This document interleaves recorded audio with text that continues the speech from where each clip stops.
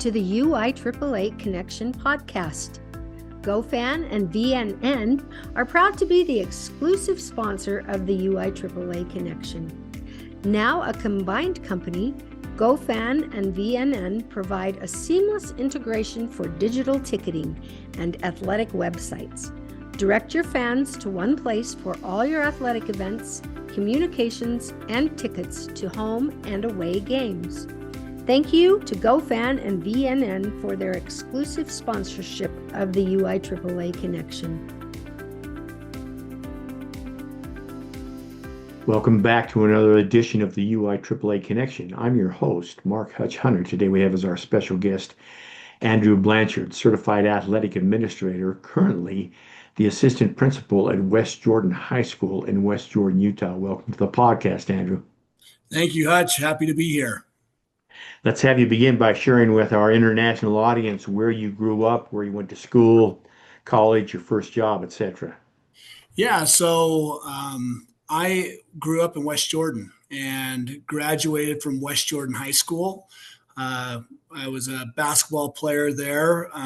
My head coaches there were Steve Galley my first 2 years, and then he left to Riverton, and so Scott Briggs was my head coach. It was his first year as a head coach at West Jordan High, and yeah, I loved living in West Jordan, and my dad still lives in the same house that I grew up in, and have really enjoyed that I'm back at West Jordan High School as an administrator, and so excited to get to know everybody at West Jordan and all the different people that I already know. So yeah, I played basketball after college at Salt Lake Community College for Norm Parrish, and then played also at St. Martin's University in Lacey, Washington. So had some good experiences playing basketball, great life experiences and things that I took on in my life, and then got to teaching and coaching. That's perfect. Let's a couple of follow-up questions. So obviously, the Galley Briggs turnover, you were there. If I'm not mistaken, Briggsy won a couple of championships there. Did he win one with you, or was it after you left? Unfortunately, not with me. The year after I graduated, so 2001 was their first state championship. I like to take a little bit of credit because I helped mentor those younger kids. Sure, absolutely. But no, I didn't win one with him. And then I coached with Coach Briggs, or I coached with him later in my career, just starting coaching. And we played for a state championship and lost to Fremont, to Bernie. I can't remember. I think it was 2005 or 6. That sounds about right. Yep. So didn't win one with him, but learned a lot of amazing things from Coach Briggs. And Dan Cowan was the AD when you started teaching there, obviously, because I golf with Dan every week still. Yeah, so that's awesome. Dan is an amazing guy, great mentor to me too. He kind of got me into coaching, and he actually got me to coach one season of soccer, and I've never played soccer since I was a little kid. So I helped out there at West Jordan, and so he got me to do a few things out of my will. Incredible. Let's have you talk for a minute then about your youth sport experience growing up in the West Jordan area, the sports you played. You'd already talked a little bit about playing in high school. Maybe talk a little bit more about your experience at St. Martin's, and then what made you decide to get into coaching to begin with? Yeah. Youth sports, I played all the different sports. I played a little bit of soccer when I was younger, got into baseball, played baseball all the way up until 9th grade. Obviously played basketball from a young age. West Jordan wasn't as developed as with the sports side of things, so we played a lot of our sports in Kearns. So I played at Kearns High School in the rec center that's across the street there for some coaches that were amazing. Bill Gates was my AAU coach with the Utah Bulls, and an amazing coach. Had a couple of other ones, but yeah, I mean, we played a lot of different sports, and I didn't specialize really into basketball until middle school. I was still playing baseball, but really got into getting more into basketball going into seventh grade. And so, yeah, that kind of got me to the career I had at West Jordan and led me to be able to get a scholarship to play at St. Martin's and at Salt Lake Community College. Great experiences. And a lot of people don't understand that college athletics it's a job. I mean, you are there to make sure that you're developing and going to class, but you're kind of on their time zone. And so, great experiences at Salt Lake with Norm Parrish, a great mentor of mine that I still talk to this day. And was just somebody I wanted to be like. And so the reason why I got into coaching and education was, I remember my senior year at West Jordan High School, I sat down by Coach Briggs, one of my 5 classes. I think I was a PE major in high school. I tried to take as many classes from Coach Cowan and Coach Hughes and Coach Briggs. And I sat down with him and said, "Hey, I want to be a coach." And he kind of gave me some ideas of what I could do. And he said I always had a home if I wanted to come back and coach basketball at West Jordan. And so he really put me on that trajectory of wanting to be a teacher and a coach. I wanted to be just like him. Wanted to be, have those relationships and connections with the community like he did with his players. And so that really got me into that. And then when I was able to play with Norm Parrish, he was the same. I wanted to be just like him because they're just great coaches, and better than that, they're great men. Excellent. Let's have you talk about the mentors and examples in your life. You've already mentioned Norm and Briggsy, but some of these people that have made a difference to you when you were younger and now as you're a seasoned educator now. Yeah. There's a few that come to mind. When I coached at Mountain View High School, I coached girls basketball for the first 3 years. The principal there was Rick Clark, and he was a great mentor and principal that gave me opportunity to coach girls basketball, which I hadn't coached any girls up to that point. And then eventually the next year to be an athletic director.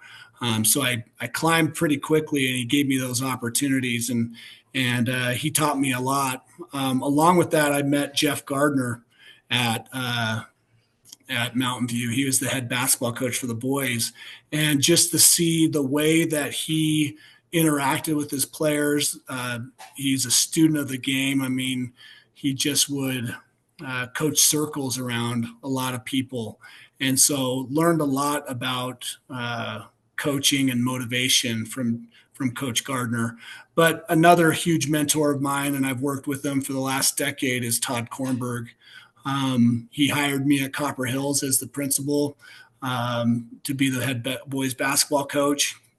Taught me a lot, got me, talked to me about going into administration and helping me and mentoring me to take those steps, because they're big steps. It's hard to want to leave coaching when you've just dreamed about being a state championship coach and somebody that can make connections with kids and make an influence on them. So Todd Kornberg was my principal at Harriman High School, and has taught me so much about being an administrator and being a person of the community and being visible. Talk to me about how long you were the AD at Mountain View, then before you moved. If I got this right, then that's when you moved up to Copper. Correct. Yeah. So I was the head girls basketball coach for 3 years. And then after my first year, we won a state championship. Coach Kamioki was my assistant coach, who's in my mind a Hall of Fame coach in her own right. But so the year after we won it, they asked me to be co AD with Mike Hunter, and you know him quite well, Sure. and Hmm. he's got his CMAA, and he's an amazing athletic director as well. So I was co AD for him with him for 3 years, and then when Jeff Gardner left, I took over the boys program at Mountain View for 1 year before I came to Copper Hills, and so coached at Copper Hills for 7.5 years or for 7 years, and then was the athletic director there. Got took resigned as the head basketball coach and took the AD job at Copper, but I was only the AD for about 8 months before I Hmm. got transferred to be an assistant principal at Harriman High School mid-year. Okay, well, that's an incredible journey. Allow me to Yeah. ask you a follow-up. You talked about how it was difficult to leave coaching for administration. So expand on that a little bit. I only speak from my end, and there was more than once at Jordan. Because I was the AD there for so long, and they said, no, become an administrator. And I said, I like being the AD. I don't want all those administrative headaches, and I don't want to answer to the district. It goes on and on. But so talk to me about how tough it is to leave coaching and then to go to administration.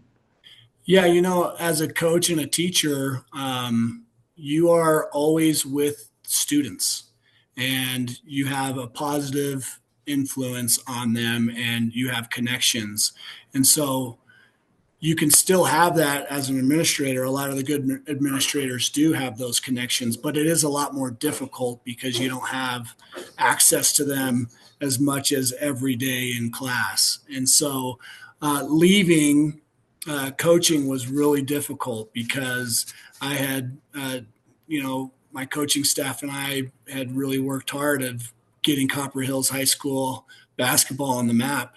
And so one of the biggest changes from being a coach to an administrator is your vision, right? Like Todd Hmm. Kornberg always told this to me. He's like, Andrew, you have tunnel vision. And to be a good coach, you really do have to really focus and hyper focus on what you need to do for your team. And as an administrator, you really have to broaden that focus to not just be in one category or one subject, but you have to, take it all on. And so I liked as a coach, I really enjoy and AD, I really enjoyed that hyper focus on athletics.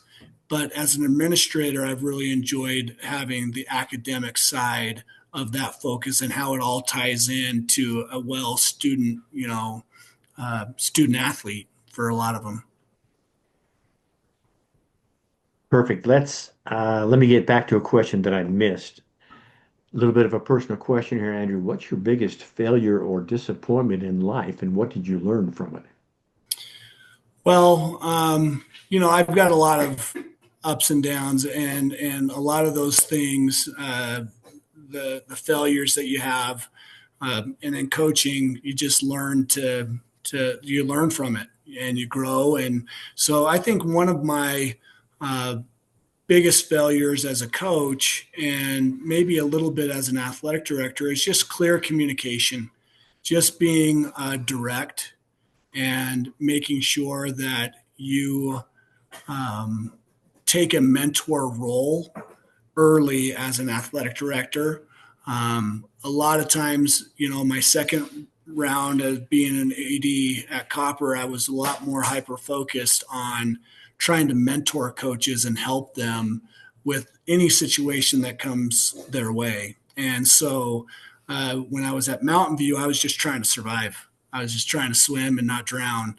And I learned that communicating efficiently and then making sure you're organized and having just small meetings and you don't even have to call them meetings, just conversations with coaches on expectation and vision of your athletic departments. Let me ask you how you heard about the UIAAA, how you became involved in the UIAAA. Yeah, simple. Dan Cowan. I had great access to Dan. I coached his his grandson the last few years, and I've known Lawrence Which since one, Cruz?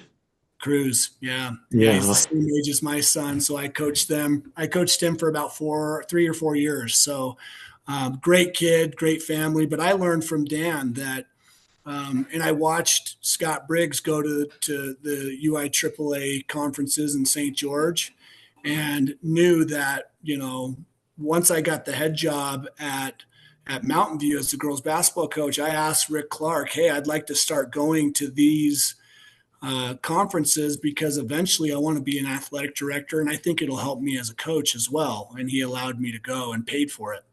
And so, yeah, I learned from the old West Jordan crew. That's awesome. Yeah. So let's have you share now. I think it's probably been at least 6 or 7 years since you've got your CAA. And so Yeah. talk about, even though now you're an assistant principal and not an AD, but talk about the importance of being certified and talk about the steps for our audience out there that are considering it. Yeah. It's important. I look at getting your CAA license as important as getting your endorsement to teach a certain class or a certain subject. It really, is important for all ADs to be able to go and interact and connections with other ADs. That's one thing that was huge for me is I got to meet other people that were having similar issues or yeah, and they had solutions or things that they had done or vendors that they had met that helped with certain things. And so Annie Bowis was one of those mentors as well. I met her as an AD, and I got that connection there at the conference where then I could give her a call or a text, and she'd give me a smart aleck remark first, and then Absolutely. we would move on. So, but yeah, those being able, and beyond that too, Hutch, like you go to the conference, that's great, but taking those classes even after you've gotten your CAA is so important to just stay up to date because athletics is changing so rapidly with all of the different legal side things. And as an administrator, we see that a lot. You've got to make sure that you're up to date on all of those things. And so being able to go to those, the classes and go to the conference is so beneficial in being able to learn those things. And then second most important is connecting with other ADs and other vendors that can help you. Well said. Thanks so much for sharing that. Let's talk about the job of athletic administrator and speak to our audience how that's changed since your early days at Mountain View when you were co-AD with Mike, obviously your time at Copper Hills, and now looking at it a little bit differently as an assistant principal. Yeah. Well, I think the biggest change is technology. When I was the AD at Mountain View, and that was 2009, 10. I mean, we were doing a lot of things, paper and pencil, and, still faxing things, so being able to have everything on RMA, I think they changed the name. I can't remember the name they changed it to, but having the different things that technology wise has added has brought a lot of it's been easier, but then yet there's just more stuff that you're now that's one thing that has been a huge difference. And then just more sports. We've added several sports in the last few years with lacrosses, boys and girls lacrosse being added, possibly a mountain biking here soon. I mean, there's just so many different sports that have Girls been added. wrestling. Girls wrestling, possibly girls football in the future. Right. So, there's a lot of things that gets put onto an athletic director's plate. And then that's not even talking about marketing and website. Like they have to market their school because kids can go where they want and you've got to make your school a destination of where you can have your boundary students go to your school, and you've got to make sure that they're not looking elsewhere. And so, as an AD, I really took that college approach to make things more collegiate, and that takes more time and effort on the marketing side to market your school in a good light.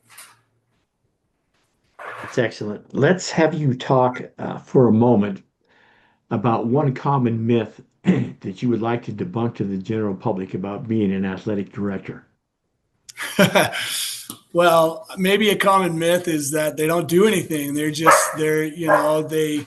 an easy job. I know a lot of schools now or districts have a school or their AD not teach any classes. And I wasn't fortunate to have that. I taught a full schedule and was an athletic director. I can't imagine how that happens now, how ADs are able to do the teaching job and do their athletic directing responsibilities. And so the myth of, hey, it's just an old boys club, that's not true. I know a lot of administrators, including myself, when we're hiring an AD, we're looking at people that have their CAA or that are going to get it within the next 2 years. And it's really important that they have, that background, to have that. So, yeah, I think a lot of people think it's an easy job and that, they just kind of say, yeah, You show up to the game and everything happens. yeah. Yeah. There's just so much that goes on to it. And it expands every year. The work that we put on athletic directors at the school is crazy. And so our district has done a really good job in making sure that we've gotten secretaries just for athletics and have paid them and they're full time. And that's really helped our athletic directors. And I'm glad you said that. Kudos to the Jordan district. I'll take about 0.1% credit for that. But and you may not know this, but I call him young Anthony Godfrey. He was an assistant principal at Jordan High, Hi, I and do know. there was a 2 year period where obviously I reported to him and then to the principal. And Anthony, bless his heart, understood that I was fairly good at my job, and he just said, "You take care of it, and make sure my name doesn't get in the paper." But Yeah. he's as your leader now. I think they've done it in Canyons, they've done it in Jordan. I think in Alpine now they're pretty much shifting over to full-time ADs, and you're still swamped. So Yep. thanks to those districts, and thank you for bringing that up. What's the favorite part of your job, Andrew? Now, as an assistant principal, is it the same or is it different when you were a head coach? Is it the same or different when you were an AD? Yeah, it's pretty much the same. Connecting with kids and connecting with colleagues. At my prior school at Harriman, I worked with an administration team that I could say were one of my dearest friends, and so being able to have those connections, because we're there, we see them more than we see our families a lot of times, and so being able to have connections with our students, our teachers, our faculty, and other administrators has been a huge reward for me. But I've loved being able to see our coaches or our teachers be able to have a vision for what they wanted to see. Maybe they wanted to teach a new curriculum or a new subject, and see how much hard work that goes into that. And then to be able to see the positive things that come from that, hiring a coach and seeing them turn around a program in a really quick, time frame, or a teacher filling their classes with a new subject. All of those things are really rewarding to see. And then obviously, game day is always so much fun as an administrator. A lot of people might say, oh, you got to make sure the crowd's being good and this and that. But we love to turn around and see the competition of our student athletes, and seeing them, achieve their goals is a huge benefit to our job, and we love to see it. Let me ask you a question that wasn't on the questions that I sent you. It just occurred to me. So you've got your oldest boy is Stockton, is that right? And Correct. so he's going to be a sophomore No, so this year. my oldest son just graduated from Harriman, so he played Oh, so in the state at championship Nash. game this year. Okay, And so perfect. Stockton is going to, he's got a scholarship to go play at USUE to play basketball. So really excited. But I have Aiden, my middle child, who's named after me, Uh, poor guy. Um, right. he is a sophomore, and then Nash is a sixth grader. So my question to you is, so you were at Harriman, that was great. So you had to be at the games, you could see your boy. Well, now your boy's playing at Harriman. You're at a different high school. You're going to have certain assignments from West Jordan. Yeah. How's that all going to work out? Yeah, it's a good question. Luckily for me, our principal is had to do the same thing. I actually coached. We call him Hutch as well. Hmm. Mike Hutchings. I coached his son Stone Hutchings at Copper Hills, and he was a stud at Copper Hills, and so he was able to have that same thing that I'm going to have. And it takes a good team to be able to allow me to go to all those games and watch my son, and then I just pick up other things that are during the week. Trust me, there's enough games Right. and Oh, enough yes. activities for me to catch up for You sure. got wrestling. You got wrestling on, well, it depends on, it's the Tuesday, Friday, or Wednesday, Friday. So Yeah, maybe the girls play Thursday. So you're going to yeah, have that Thursday home. You're going to have that Tuesday or Wednesday home. So yeah. yeah, I'll be yeah, that busy hasn't every night. changed.